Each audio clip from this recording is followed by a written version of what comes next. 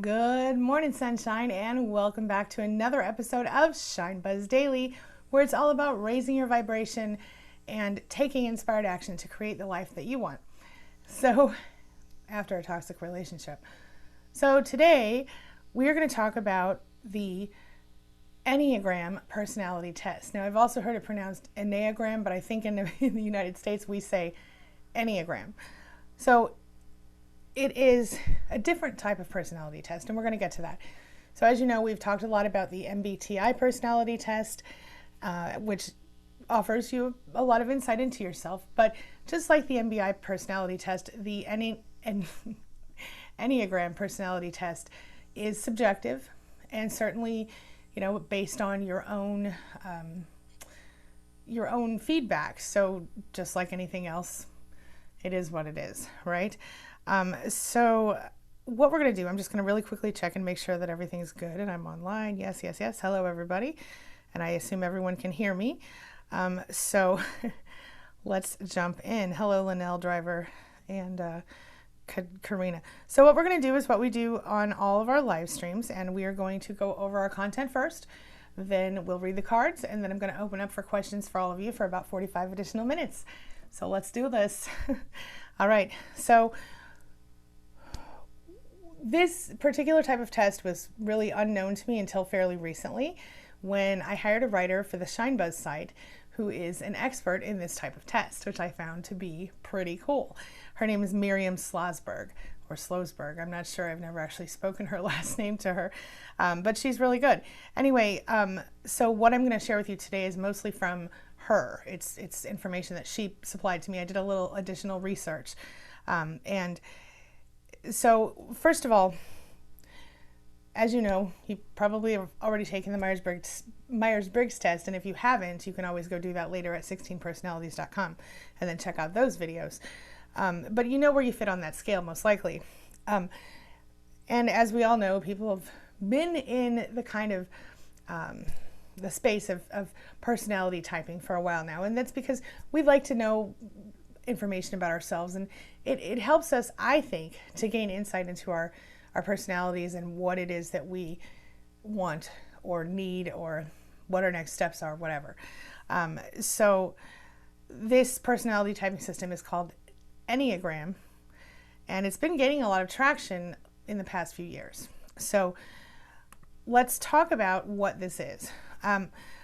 As Don Richard Riso puts it, the Enneagram is, at its most abstract, a universal mandala of the self-A symbol of each of us. So it's a model that consists of 9 different personality types, typing systems, and people find it fascinating because it's another tool that they can learn, use to learn about themselves. And you all know how much I love that sort of stuff. But it goes a lot deeper than that in this case. Basically, what I understand is that as we work on ourselves, we learn that when we stay on the surface of ourselves, meaning we are identified with and operating from our outer shell, so to speak, our personality, we suffer. So the more we're able to really dig below the surface, and the more we're able to really kind of understand ourselves on a deeper level, the more we can recognize that life can be really exciting and fulfilling and pleasurable for us. But the longer we stay on the surface, the worse that becomes for us. So basically, the more fixated we are, the less we love reality, right? So when we lose our connection with ourselves, we lose our connection with the things that are bigger than us. You can call it God, you can call it the universe, you can call it whatever you want to call it. That thing that is bigger than ourselves is what I'm talking about here. And it's not about being in the wrong relationship or being alone. It's not about money or anything like that. It's about, we think our personality isn't as good as it should be, or we think we are not as good as we should be, and we suffer because we're living kind of far away from ourselves. Does that make sense? So what it comes down to is that the Enneagram helps us to clarify patterns in how people perceive the world, how we see the world around us. And it helps people to learn how to manage their emotions by making them more clear, making them illuminated, right? And so it helps us to see ourselves on a whole new level, a new, more objective level. And this is obviously really helpful for us as we go along our path to self-knowledge, right? So let me find where I was here. Okay, I have all these notes. I don't want to forget anything. So you can use the Enneagram to figure out how it is that you have become who you are and why you behave the way that you do, okay? And it is a great tool for self-growth. So we're going to really quickly go over the different types of personality types within the Enneagram, and then if you want, I'll tell you where you can go take the test for free. So type 1 is the reformer, and this is the type that follows the rules, conforms, and has a need for organization and order. So people who are reformers will be neat freaks, clean and organized, and all of that good stuff. They're the organized types. Type 2 is the helper, and this is the type who is there to nurture you. They're the type that makes sure that everyone else's needs are met. They're the type who will always be there for you no matter what. So in other words, when they say they're there for you, they really are, and they'll come and check on you and all that stuff. They will be the ones to invite you over for dinner. They'll be the ones to check on you if somebody in your family dies, that kind of stuff. These are the caretaker types, right? The helper. Number 3 is the achiever. And this is the type who is known to be a high performer, the type who can really stand out in their field, right? This is the type who, if they want to get in good health, they want to lose weight, whatever, they'll do it because they know that they have it in their power just to do exactly what they want. If there's a career they want, they'll go after it, they'll succeed. They are also known as the performer type because they most definitely are all about action and not just talk, okay? And then the individualist, we're talking about someone who has creativity, intuition, emotion, all that kind of stuff. They're unique, they're expressive. Most of the people who are the individualist are in the arts. They're often writers, musicians, artists, but not always. Sometimes they have like an artsy habit and they have a regular job. It just depends on the individual. And then type 5, the investigator. They are into the research, the learning, the gaining wisdom. They sit back and kind of keep to themselves. And then they really watch people. They observe people. And they read people like a book. These are the types who are always hungry for knowledge, and if you need to know about something, they're your go-to person. Then they have the loyalist, number 6, type 6, and this is the other name. The other name for this is loyal cynic, right? So this is the type of person who it takes them a long time to get their head around the idea of believing in something or someone, but once they do, they are loyal for life. You can always count on a friend who has this personality type. No matter what, they'll always be there for you.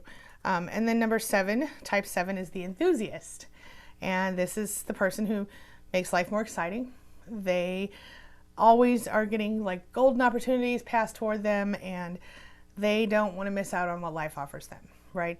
So they're always looking forward to the next adventure. They can always find a positive situation in anything that happens. And I would say this is the true optimist, right? And then type 8, the challenger. This is the type who, they're the natural born leaders. They will be in control whether they mean to or not. They will stand up for anyone they care about, and they are strong protectors. They will also, like I said, naturally find a way to take the lead, and they're very bold. So in some cases, they can be interesting. And then finally, number 9, the peacemaker. This is the type who obviously wants to make everyone around them comfortable, wants to please everyone. They tend to not express themselves as much as they should, especially when it means keeping other people happy. We all know about this, right? They do need to work on expressing their needs, and they will most definitely make you feel at home, and they will always be there if you need someone to talk to or listen to, someone to listen to you. This is very often also known as a people pleaser type. All right, so the question of the day then would be, what Enneagram type are you?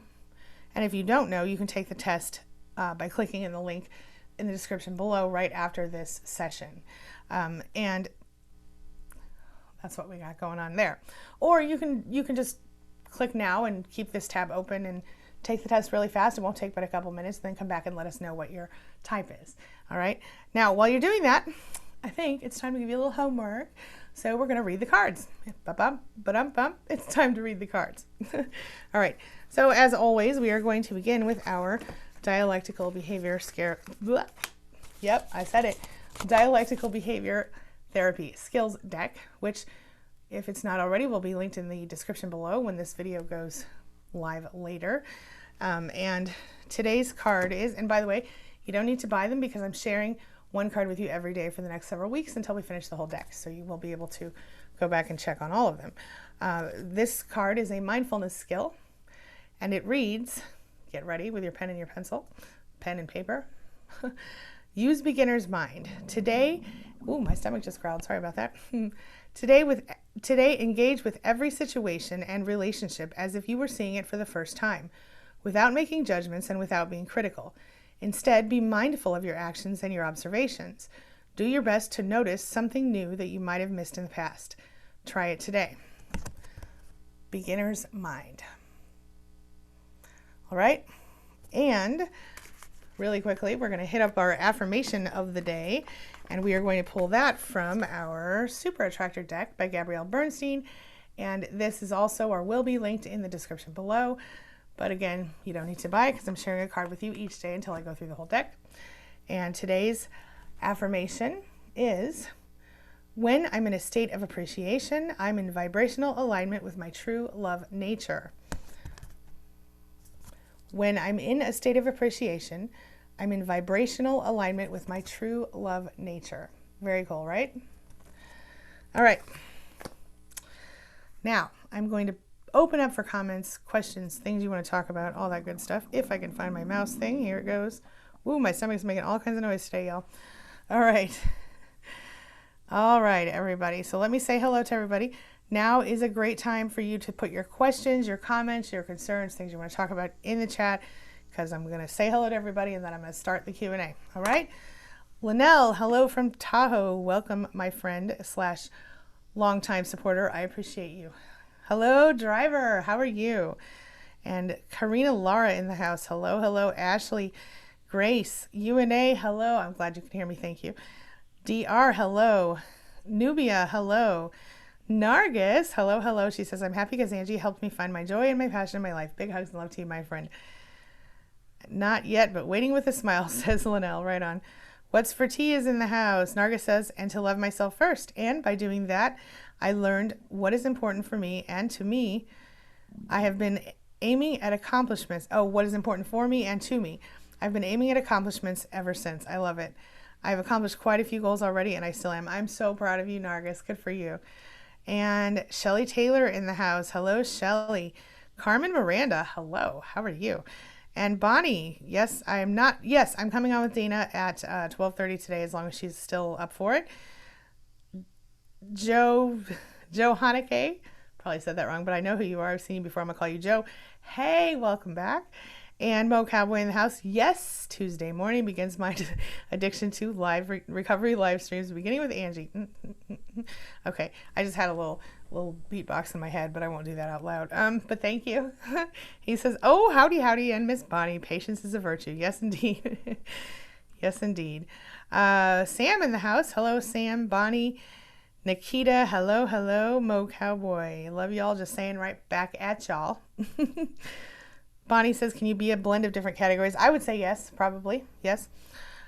What's for tea is number 5, right on. And Mo Cowboy says, depending on how many personalities you have. Yeah, like I said, this is all subjective. You kind of, just like with the MBTI, you know, you might be 50-50 on certain things, or 49-50, but basically it'll just tell you what you're the closest to, you know. And again, it's I wouldn't take it like I would just take it with a grain of salt, whatever your result is, because it just can give you an idea. Sometimes things like personality tests, they seem silly and they seem not scientific, which they're not, but they are interesting and they can offer you some insight if you choose to look at it that way. And that's kind of what I try to do. So, all right, let's see here. Nikita says, I'm feeling so depressed. I can't make a decision to leave him. I can't accept that I need to leave him. Look, Nikita, I totally feel you. It is so difficult, especially when you're in a situation where, if you go, your life's going to get harder financially or otherwise. If you go, you're going to have to give up a lot of stuff that you worked for. I mean, I get it. If you have kids, you don't know how you're going to handle daycare. I mean, there are so many issues that are involved with it. But I think what it comes down to is none of us are getting any younger. And if you choose to continue to stay, you choose each day that you're choosing to stay, you're choosing to allow that person to be in control of your life. And for me, looking at not only my kids, but also at the idea of, is this what I want the rest of my life to be? That was powerful. But I'll be really honest with you, the only thing that really pushed me over the top was my kids, and wanting them to be happy and wanting them to be okay. That's always, unfortunately, the case when it goes for me. And I have worked on that since then, but yeah. Let's see, PGTT in the house, Delicate Damsel in the house, hello, hello. Up 3, hello, is a mediator. Rob Morgan says, what we need is a narcissist database for women and men. Yeah, ain't that the truth? I've actually considered doing something like that, setting up some kind of a new website where people could put that stuff in, but there's a lot of issues with that, people could file complaints on it and stuff, and I'm just not legally, I don't have the I don't have the legal team to back me up like that, you know what I mean? So yeah, but that would be nice. Mo Cowboy says, sorry to Nikita, don't beat yourself up, be kind and gentle to yourself, this is not easy, and a cyber hug with your permission. Thank you for that, Mo Cowboy. UNA says, well, now I have to take the test because it sounds like I'm all of them. I wonder what it will say, right? I know. And in the test, if you do take the test, which I did link in the description, it will, I think I did. Let me double check here. Yep, I sure did. It will offer you a little more insight as well than what I gave you today. Yeah. Narga says I'm very expressive. Well, thank you. I try to be just myself. Mo Cowboy is unable to not spew platitudes. Today is the first day of the rest of your life. Deep sigh. It's an addiction. Well, there could be a worse addiction. I'm okay with this one. Dixie McWilliams. Well, hello. And Delicate Damsel. I already said hello to you, but hello again. Conspiracy says, yeah, Angie, Nikki here from Florida. Thank you for what you do. Right on, Nikki. Welcome back. I know you've been here several times, and I'm happy to see you, and I'll try to stop calling you Conspiracy now. All right. Hello, Suzanne. Nikki says, having such a bad day, my man. Oh, maybe cheating and is kicking me out. I am so sorry. On the bright side, I have all of you lovelies, indeed. And if he is cheating, perhaps you leaving is the gift in all of it, maybe. I'm really sorry. I know that's painful, and I know exactly. I wish I could give you a big hug. I'm so sorry. Hello, Suzanne. Hello, Ruth. Hello, Linda. Happy to see you all. And Katrina. Hello. Linda says, I just found out my son is a narcissist. Is there anything I can do to help change his mind about being this way? Well, Linda, it depends on how old he is. And I don't know if you want to tell me really quick, maybe how old your son is.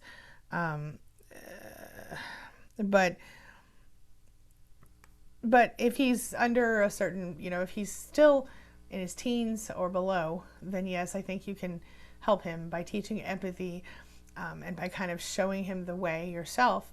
If he is over 18, it's going to be harder, but certainly you can just let him know, look, I'm here for you no matter what. I've got your back, whatever. But it's going to be a lot harder to teach empathy to someone who's over a certain age. Give me some feedback on that. Nikki says he went from saying he loves me to finally getting married in about 2 weeks. To finally getting married about 2 weeks ago. Oh my gosh, I'm so sorry. To now today telling me he doesn't want me breathing around him. I can't believe I put my kids through 20 years. Oh, honey, I'm so sorry. And Nikki, listen, when I said be thankful, I know that sounds like some BS, and I want to just clarify something. I have a client who told me one time, when she first came to me and explained her situation, one of the things I said to her was, someday you're going to look back at this moment and you're going to know that this is the best possible thing that could have happened. And later she told me, I thought you were seriously a bitch right then. And she said, I couldn't believe you would say something so insensitive to me. But she said, now I get it. Just recently she told me, I get it now. And you're right, it was the best possible thing that could have happened. And if she's watching, hey girl. but really, this is what happened. And so when I say that to you, I realize at this moment in your life it feels painful and it feels like I'm being insensitive, but I'm not. Because almost all of us, when we go through intentional recovery, we come back around and we realize, oh my gosh, it really was the best thing that could have happened. It doesn't feel like it in the moment. It feels horrible and painful. But when you go through it and you push through the hard parts and you let go of the things that make the parts that as you heal and you start to release the pain, you begin to evolve in a way that most people never will. And I think anyone in this, I know Mo Cowboy could tell you, I know several other people here in this chat could probably tell you that you can and will at one point in the near future recognize that even though this is horrible right now, you will be freer than you've ever been and more evolved than your average Joe. Now, I do understand 20 years is a long time. I also understand that it's horrible to imagine your person cheating on you. And I'm not trying to take away from that pain, but I just want you to know that it will get better, and that with just intentionally focusing on yourself, maybe for the first time in your life, and your healing, it will go faster. Stick with us and we'll help you get through it. I'm so sorry. Nubia says, since he discarded me 3 months ago, which I was elated, why is he constantly calling in private? I'm in therapy and healing. Oh, well, my guess is that he's calling because he's trying to suck you back in, to hoover you. So if you were elated when he discarded you, my suggestion then is to continue to remain discarded from him, as in don't let him talk to you. Block his phone, block his text, unless you have kids together, in which case, you can get a hold of an app that the court approves that keeps records of all communication between the two of you and is court admissible, and then only communicate with him on that through your own whatever that is. Sorry, through that for the kids and not for any other reason, because you don't need to communicate with him necessarily outside of the kids. All right. Grace is taking the test now, right on. Oop, where was I?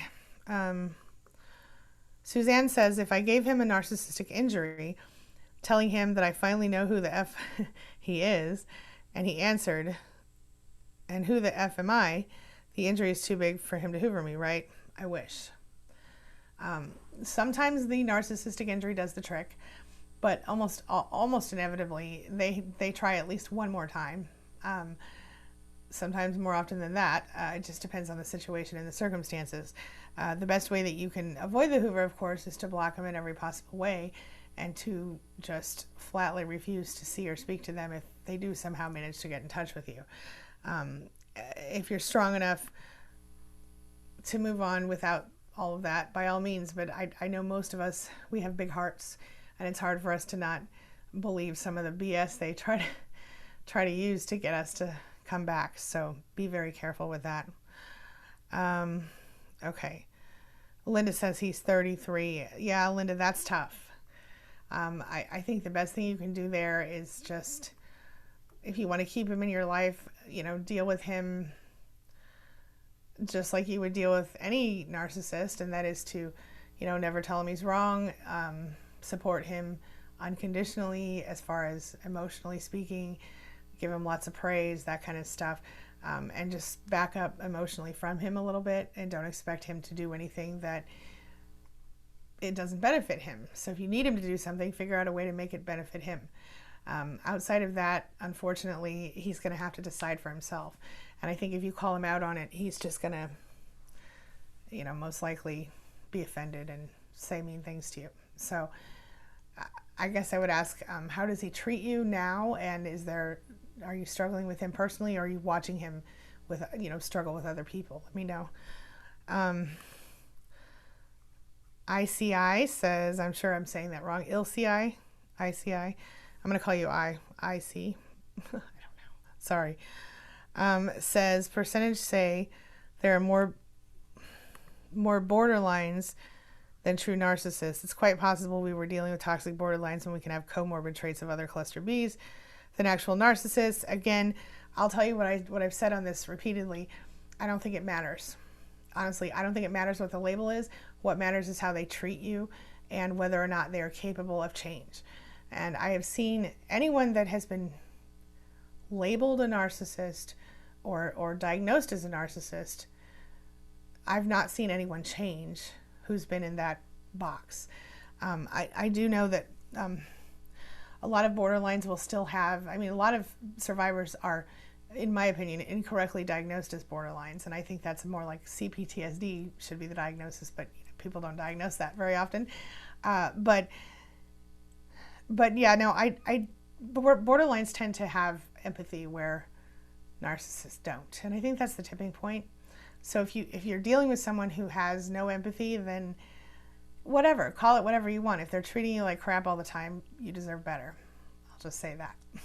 If they make you miserable more often than not, if you dread them coming home at night, if you're scared of them because of their words or their actions, you know, somebody who is emotionally abusive, the label is irrelevant.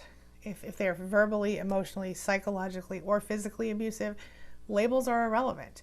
It's someone who's hurting you, someone who's making your life suck, and who refuses to change, period. Regardless of what you want to call it, I don't think that labels are relevant, honestly.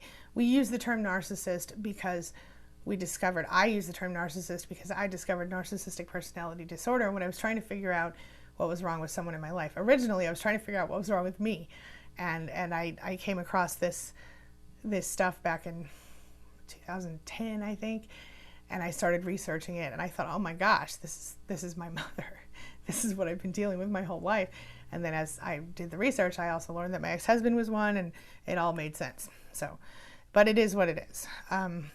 Again, I don't think it matters. I don't think the label matters. I think it's how they make you feel, how they treat you, and you don't have to continue to put up with crap if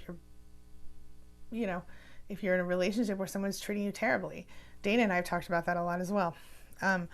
Okay, it's all about supply, Suzanne. Hoovering is always a potential, says PGTT, and that is correct. Yes, Nikki, that's right. The end is just a new beginning. That's right. That's right. And a good one. You know, it can be a really, you get to decide now. And I know this sounds silly, but let that be exciting to you. Imagine, you know, decorating your new place and not worrying about what anyone else thinks. Stuff like that. I found that kind of stuff to be really comforting for me. Suzanne, you're welcome. Delicate Damsel says exactly to Nikki. Grace says, okay, I tested at a 1 today, Enneagram score. Okay, so you are the reformer, right? Okay, that makes sense. Again, let me say this. All subjective. We probably all have traits that are mixed up, you know, or mixed in here and there, you know, so don't like let it define you, but just use it to look, you know, to gain insight into yourself, but never let it define you. You define yourself, and nobody else does that. Okay. All right. Oh, we've got lots of good stuff here.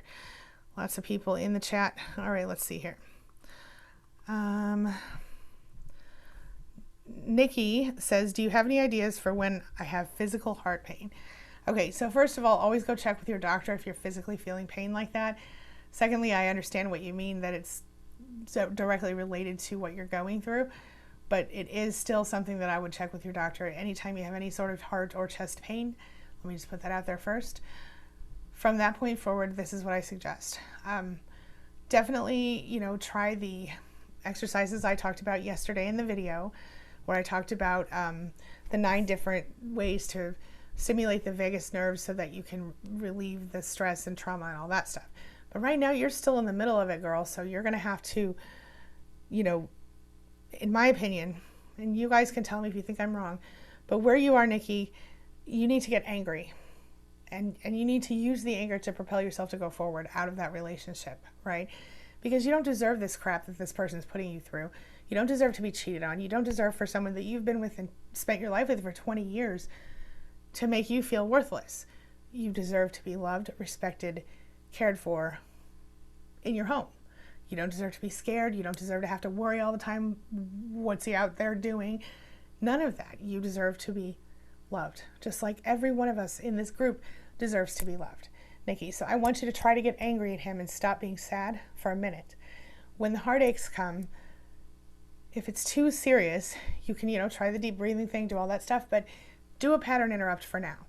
The pattern interrupt is not going to solve the problem, but it can help you get out of that feeling for temporary purposes. So if you're finding yourself with your heart breaking, I feel you.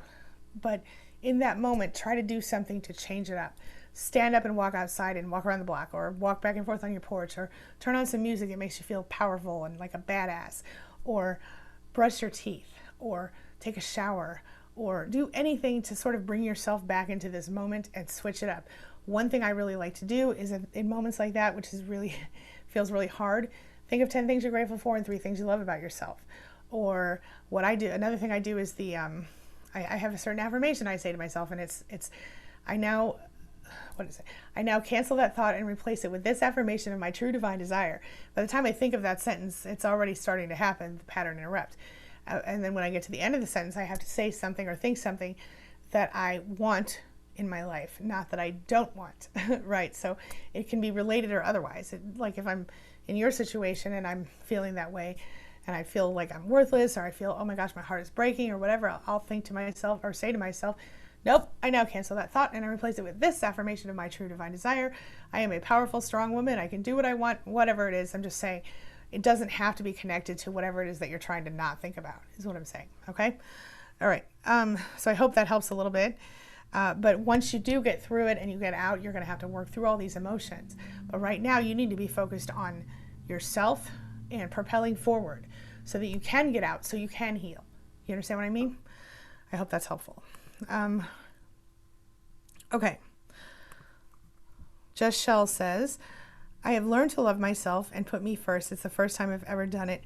Good for you. I'm so excited. That is exactly what has happened to me, and I think a lot of other people here, but it is a process. It's not like something that happens overnight, but it's so worth the trouble. I promise you that.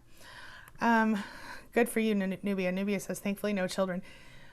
Thankfully, indeed, because it's so much harder with kids. But for me, I was so down on myself, I probably would have stayed forever if I didn't have a child with that person. And that child is the reason I propelled forward, because I knew my child deserved better. I didn't know for sure about myself, but I knew my child did. And that has helped me in more than one situation to get away from toxic people, was to do it for my child or children. Yeah. Hello, Byron. Hello. He says, hi, dear. Hello. Chilling with Byron. Nikki says, thank you to Delicate Damsel. Delicate Damsel says, organic black seed oil helps a lot for that, for heart health. That feeling means you got to get away from that person. I agree with that. I don't know about the organic seed oil stuff.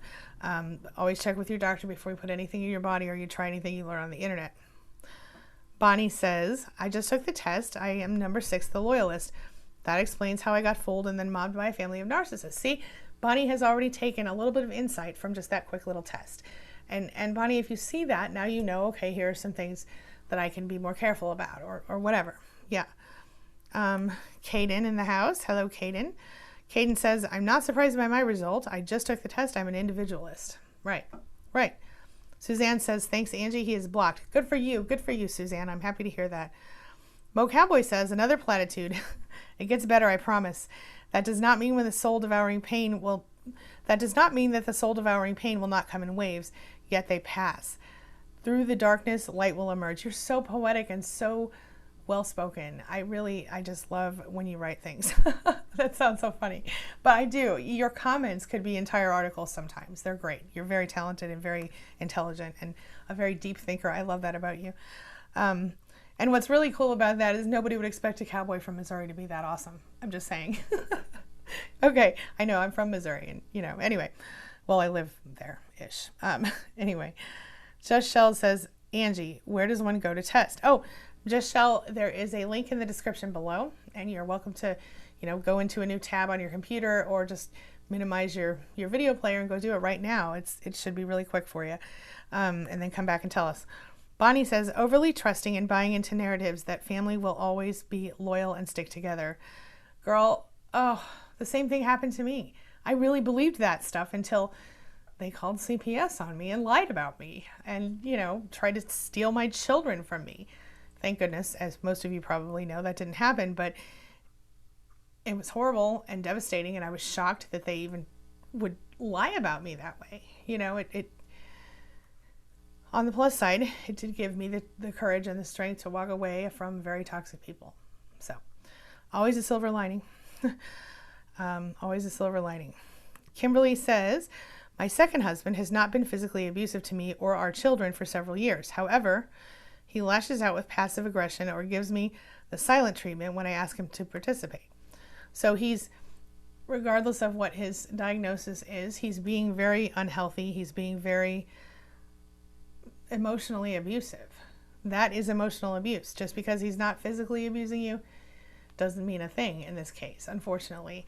I mean, it does mean something, but it's not enough. So my suggestion, Kimberly, is, well, I'm not going to suggest anything. You already know what to do, but I guess I would ask you, do you have a plan in place, or are you still figuring it out? You can go to queenbeing.com/plan, PLAN, and download the stuff I have there. There's lots of, there's workbooks and worksheets to help you kind of figure out what you need to do to get out. There's resource listings, there's tons of videos, all that stuff in that little section there. So you might check that out, and it might help you. Bonnie says, I was swimming with sharks for too long. She said, always giving them the benefit of the doubt. Yeah, totally. I did the same thing.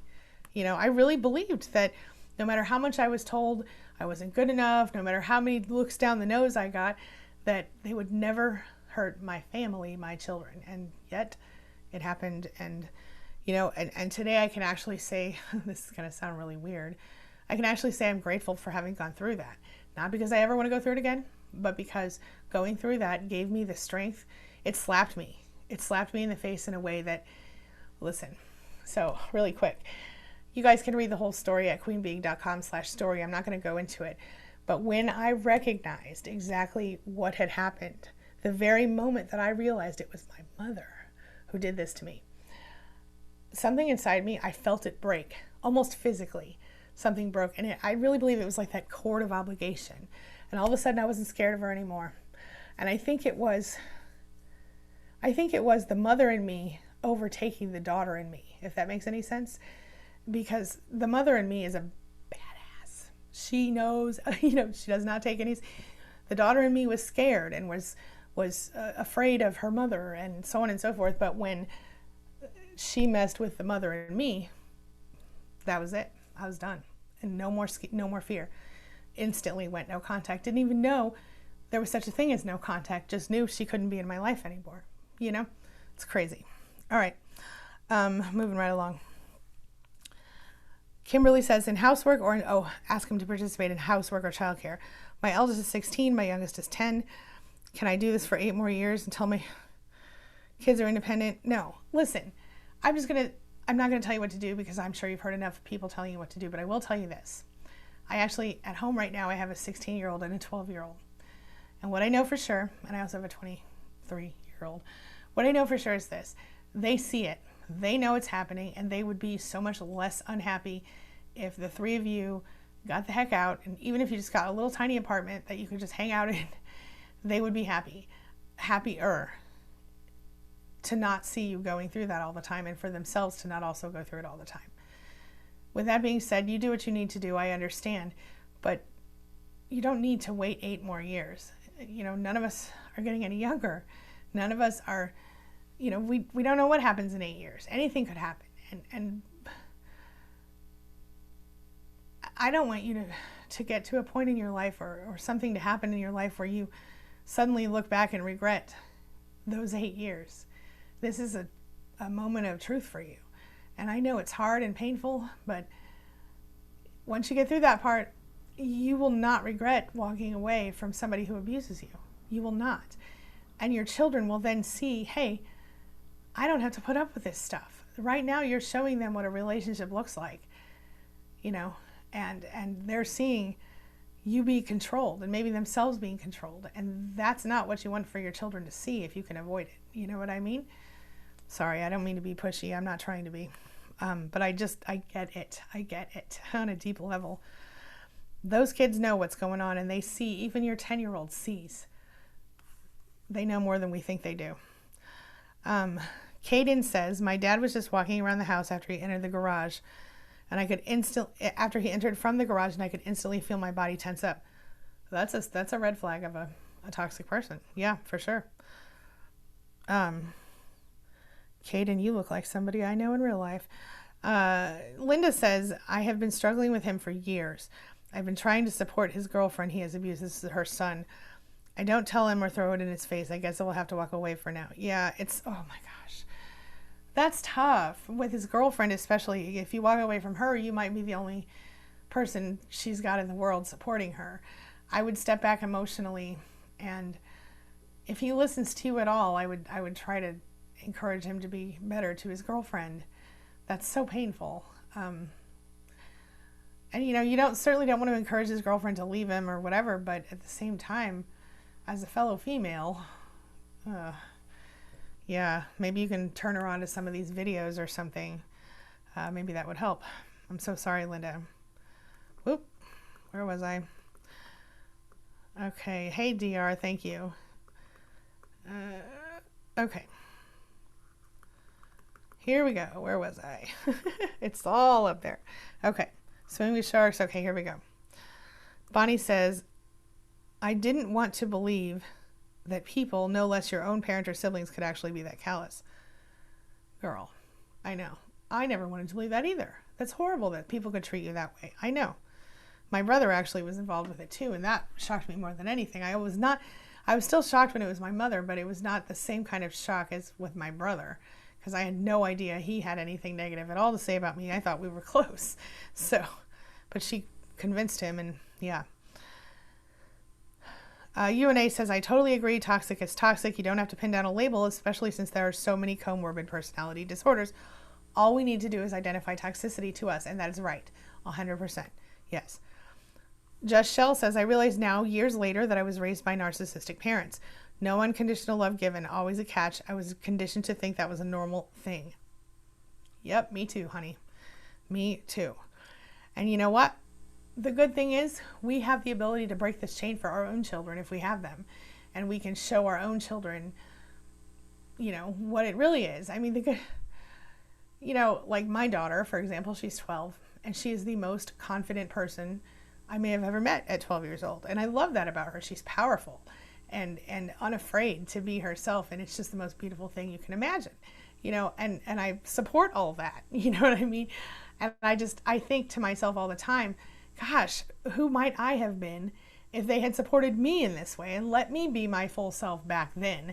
Now I just had to figure it out when I was 35, you know what I mean? It's a whole different thing. So yeah, we can break that cycle for our own children, because this cycle tends to run in families. You know, toxic parents, toxic children, so on and so forth. And even when we aren't toxic, we sometimes end up with a toxic partner, and so on and so forth. And then our children are part of the, you know, the toxic legacy. But we can cut that off at the knees and make it better for them, or our grandchildren, or any other people in our lives. We can stop the cycle, which is beautiful. Kimberly says, I work full time and I have 3 children. And dealing with my problem, yes, dealing with my problem spouse feels like the emotional equivalent of a full-time job. It is, Kimberly, it is. And when you get out, you might find yourself like, well, what do I do now? Because you don't even know. I mean, you'll probably sit around for a couple weeks and just breathe, feel relief, and do all the things you haven't been able to do. But once that's all done with, you'll be like, well, I have all this time to fill, and you won't even know where it came from, but you've been spending so much time taking care of that person's emotional needs and BS that it'll be a good thing. You'll suddenly realize you have hobbies and you have passions again, and your whole life will change in such good, beautiful ways, truly. Oh, Linda says, I find it annoying that he's become the Christian narc. Yeah, Linda, I know exactly what you're talking about. This is the type that uses the Bible against you. They everything you do, they criticize, and they tell you that God wouldn't want that, or sometimes they even hear God speaking to them. Sometimes, it's using, ethics and religion and all this against you, and then of course behind closed doors being something that they're really, claiming they hate. Very often they say one thing and they act a completely other way, very hypocritical types. So I know the feeling. Malta, hello and welcome back, my friend, everybody. Malta's in the house. Big love for Malta. Violet says, grief. Understood. I know you do. You have to go through the grieving phases when you go through this. It's part of the process for sure. Okay. Bonnie says to just shell, me too. Turns out we were conditioned and groomed to be empathic and codependent. Worse yet, set up to be used by narcs later in life. Indeed. That's exactly right. That's right. Pattern interrupt can work wonders, says Linda. Yes, it gets you through the hard times. It does not resolve the problem, but it gets you through the hard times as you work to resolve the problem. Right? Hi, wow. Hello, Tina. Live chat in the house. Tina is one of our awesome channel members. Thank you, my friend, for being here and being a channel member. Violet says to Bonnie, oh, somebody's on my front porch. How weird is that? Hello, person on the front porch. It's the mailman, I think. Or it's somebody who just took something off my porch. Can't tell. All right, moving right along. Violet says, totally to Bonnie, that feeling that you have an abuse me sign in the back of your back. Yeah, I had one too. Just peeled it off a few years ago. Nikki says, thank you. I love that. You really care. And this is definitely what I will think about when it hurts so bad. Yeah. That's right. Good. Okay. Mandy says, X seems to hoover by using his visitation once a month with our kids who are 1 and 3. He has no relationship with them, and my kids are scared. I'm not sure how to handle. He knows my kids are my everything. Oh, no. She says, I continue to gray rock, but I need to keep my kids safe without giving him the reaction he wants. Okay. So I'm assuming that you're going with your kids when you see him, in which if you have the ability to do that, I would do the same thing. Yeah, I would gray rock. I would be nice as far as you can be, polite, but not overly nice. You know what I mean? If you can be with the kids while he has them, great. If you can't, that's scary. I would hope that maybe you can be friendly with one of his family members or someone else that might be able to look in on the kids for you while he has them. Another possibility might be if he has a new supply, and this is going to be a little yuck for you, but befriend that person, because chances are she's just in the dark and doesn't really realize what she's involved with yet. And if there is a new supply, then you can always probably connect with her, because she's probably more like you than you realize on some levels. But then again, I don't know the whole story, so I would need more information. But the best thing you can do is just stay calm, be kind, polite, but not overly friendly. And yeah, no reaction. He'll see. If you can train him to, if he wants attention from you, to give you only positive behavior, by when he does something good, gush about it. Oh my gosh, you're so amazing. Thank you so much. I really appreciate that you did that. And if he does something bad, gray rock. Because what do they want? They want your emotional reaction. So if they only can get a positive reaction from you, they'll try to do that. If they can only get a negative reaction, or if they can get a negative reaction from you, they'll do that. And what happens a lot of times when we gray rock is they push further, push harder.